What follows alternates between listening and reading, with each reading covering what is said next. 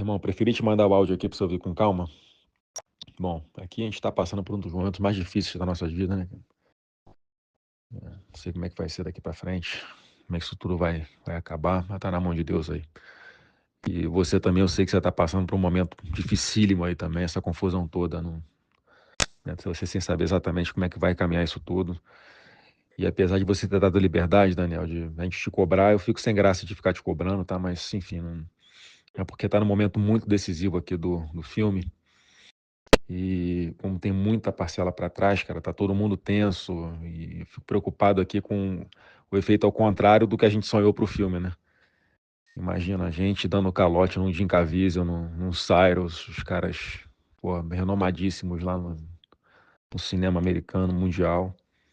Pô, ia ser muito ruim, né? Todo efeito positivo que a gente tem certeza que vai vir com esse filme pode ter o efeito elevado a -1 aí, cara.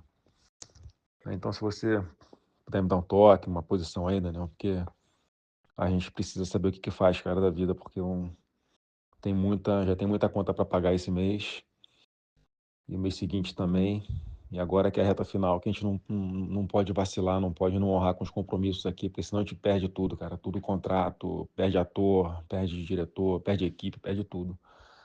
Podemos dar um toque aí, irmão? Desculpa o áudio longo aí, tá? Um abração, fica com Deus, cara. Votação simbólica dos requerimentos pautados em globo. Os parlamentares que aprovam permaneçam como se encontram. Os que não aprovam, por gentileza, se manifestem. Não, vamos fazer a conta, por favor.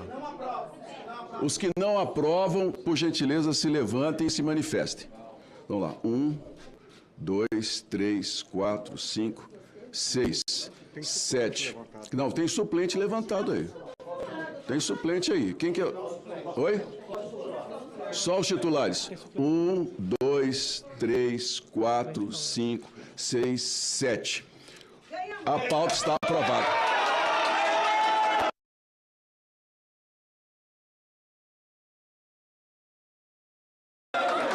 A pauta está aprovada.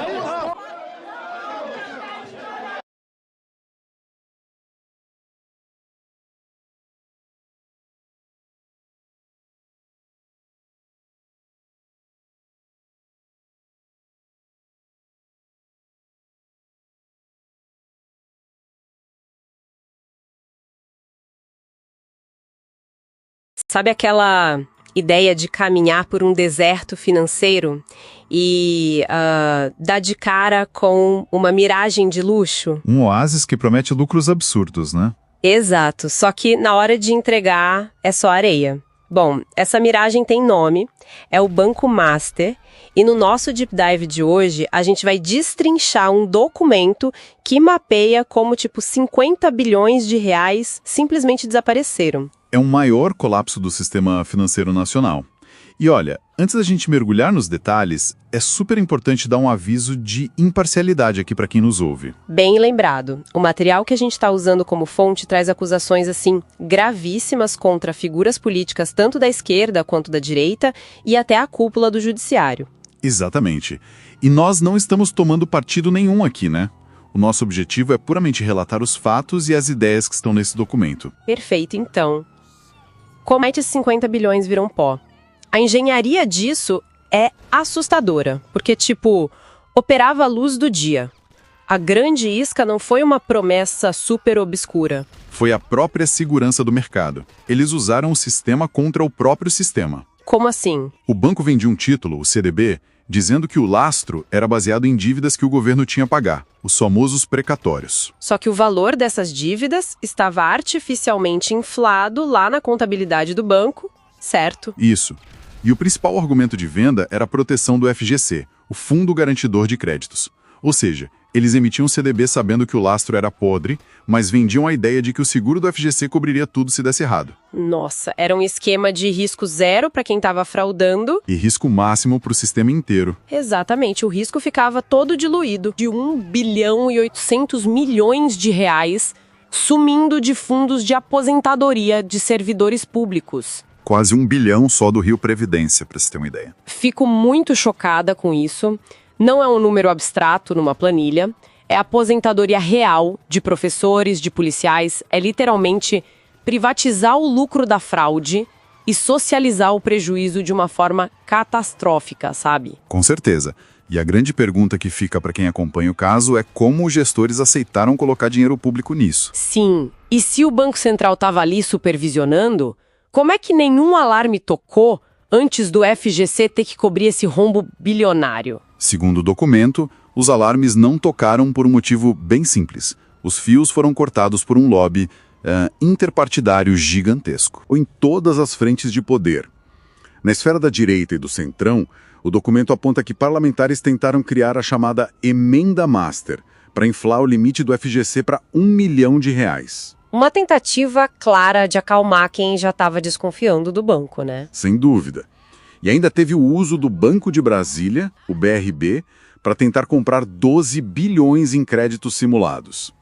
Sem falar nas pressões para financiar um documentário político, aquele Dark Horse. Mas a influência não parou por aí. Na esfera da esquerda, a coisa chegou ao Planalto. Pois é.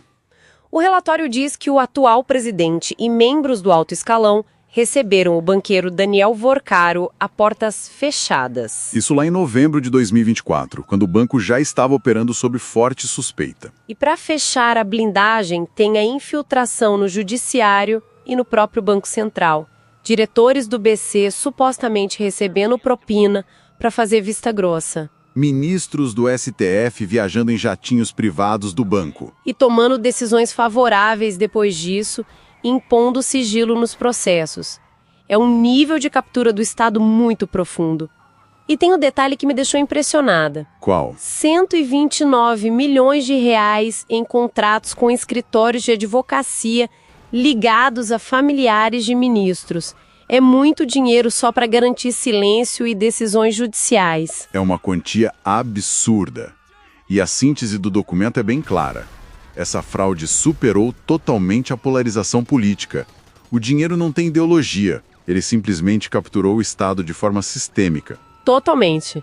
Operando em todas as frentes ao mesmo tempo. E agora a conta chegou com a Operação Compliance Zero. Sim, com o banqueiro de tornozeleira eletrônica tentando costurar uma delação premiada. Uma delação que inicialmente não foi aceita porque, segundo as autoridades, houve tentativa de esconder a participação desses figurões de todos os lados. Enquanto isso, é o dinheiro público das previdências pagando a conta. O impacto disso para a confiança nas instituições é brutal.